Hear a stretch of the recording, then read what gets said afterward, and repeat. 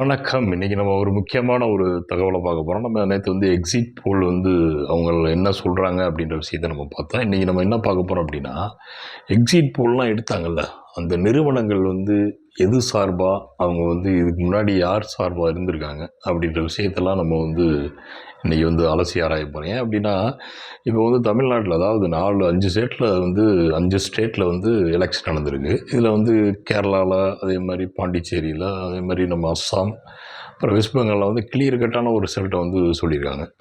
இங்க இவங்க தான் ஆட்சி அமைக்க போறாங்க. இப்போ வெஸ்ட் பெங்கால பொறுத்தவரைக்கும் பிஜேபின்ற மாரி சொல்றாங்க. அஸ்ஸாம்ல பாஜக அப்படி. ஏன்னா அஸ்ஸாம்ல பாஜக அப்படின்னா, அஸ்ஸாம்ல எ அங்க இருக்கக்கூடிய காங்கிரஸ் அளவுல முக்கியமான ஆள பூரா எம்எல்ஏக்கள்லேருந்து ஒரு முக்கியமான நிர்வாகிகள பூரா இங்க இழுத்துட்டாங்க.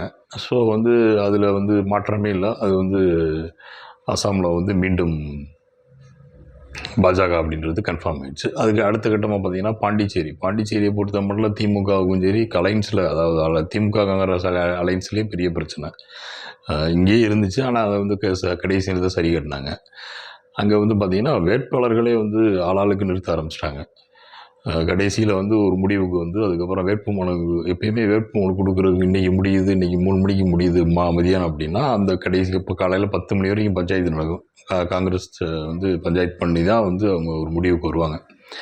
அப்படி அப்படின்னு பஞ்சாயத்து முடியாம சில தொகுதிகள்ல 2, 3 அதாவது திமுக தொகுதியில காங்கிரஸ் நிக்கிறது. நம்ம காங்கிரஸ் தொகுதியில திமுக நிக்கிறதுன்ற மாரியே பிரச்சனைகள் வந்துச்சு. இது பீகார்ல பீகார் தேர்தல்ல இது அதிகமா நடந்துச்சு.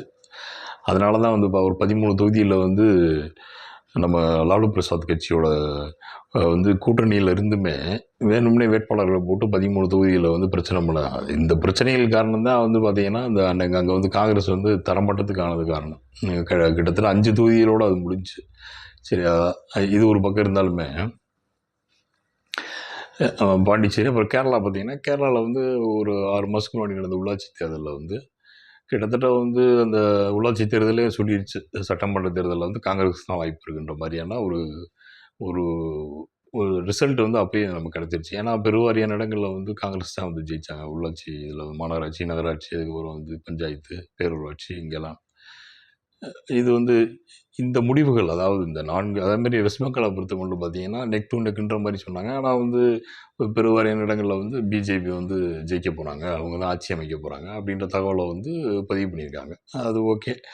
2ஆம் இடம் அப்படின்ற ஒரு இதில இப்ப இருக்கக்கூடிய ஆளுங்கட்சி டிஎம்சி திரிணாமுல் காங்கிரஸ் இருக்கதா பேச்சு. ஆனா தமிழ்நாட்டுல பொறுத்தமட்டும் பார்த்தீங்கன்னா, அந்த தேர்தல் அந்த எக்ஸிட் போல் அப்படின்னு வந்ததுல கிட்டத்தட்ட ஒரு 9 ஒரு 10, 12 நிறுவனங்கள எடுத்திருக்காங்க.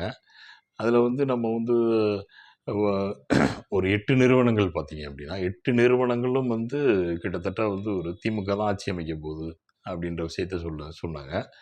அதுல குறிப்பா ஒரு ஒரு 4 நிறுவனங்கள் பார்த்தீங்க அப்படின்னா, திமுக கூட்டணி 125 to 145 திமுக கூட்டணியே அப்படின்ற ஒரு விஷயத்தையே அடிச்சு விட்டாங்க. அதில திமுக கூட்டணி அப்படின்னா, திமுகல கிட்டத்தட்ட முக்கியமான கட்சியில ஒரு 7, 8 கட்சிகள் இருக்கு.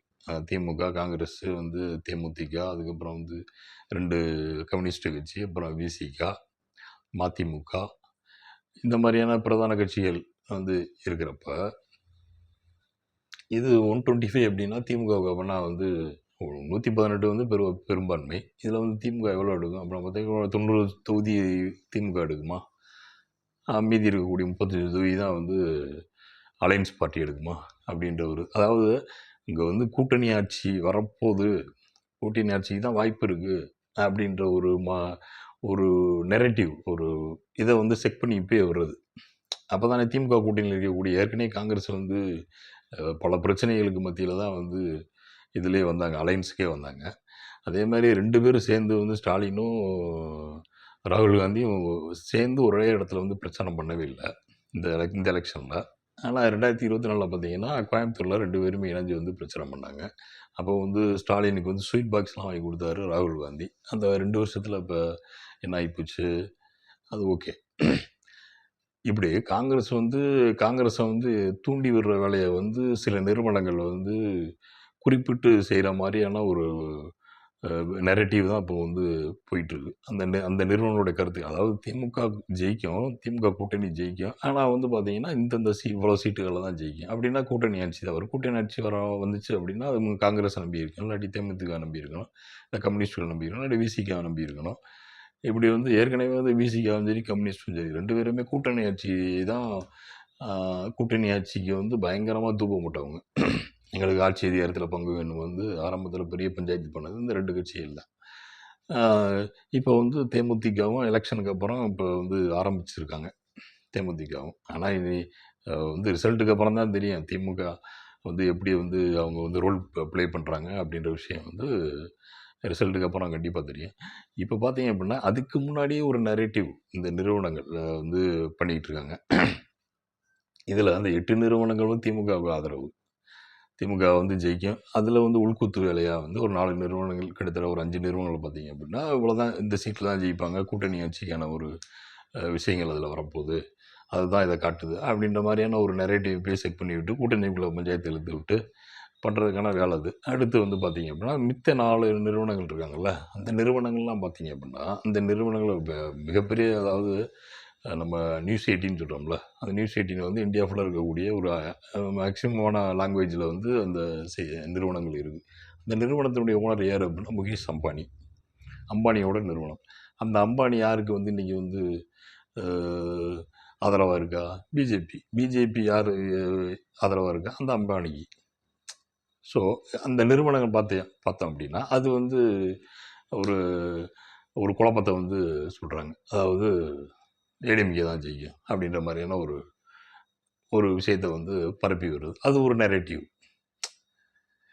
அதுக்கப்புறம் பார்த்தீங்கன்னா, என்டிடிவி. என்டிடிவி வந்து யாரு வந்து இன்னைக்கு வந்து கைப்பற்றியிருக்கா?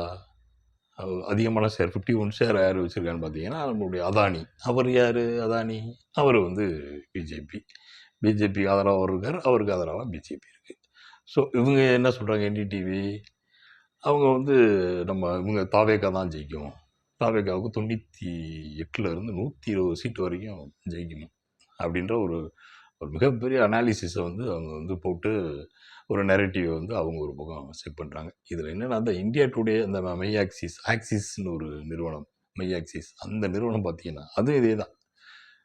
தாவேகாவுக்கு வந்து முழு சப்போர்ட். இதே இது 2024ல வந்து நாடாளுமன்ற தேர்தல் நடந்தப்ப, இதே இந்த ஆக்சிஸ்ன்ற ஒரு நிறுவனம் நடத்தின கருத்து கணிப்பு பார்த்தீங்கன்னா, 360 சீட்டு வந்து பிஜேபி குடுத்தாங்க. ஆனா, அவங்க எடுத்தது பார்த்தீங்கன்னா 240 சீட்டு தான்.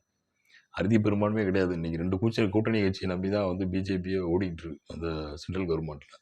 ஆனா, அந்த முரட்டடிமைகள் 2மே அதாவது நம்ம சந்திரபாபு நாயுடும் சரி, அங்க நிதிஷ்குமாரும் சரி. அவங்க 2 பேரும் முரட்டடிமைகனால அவங்களுக்கு பிரச்சனை இல்ல. ஆளுங்கட்சி அதாவது இப்ப அறுதி பெரும்பான்மை இருக்க மாரி தான் அவங்களுடைய இத வந்து அவங்க வந்து நகர்த்திட்டு போயிட்டுருக்காங்க. அவங்க பண்ற ஒவ்வொரு வேலைக்கும் வந்து அவங்க வந்து சப்போர்ட் பண்ணிட்டு இருக்காங்க. இது ஒரு பக்கம் இருக்கட்டும்.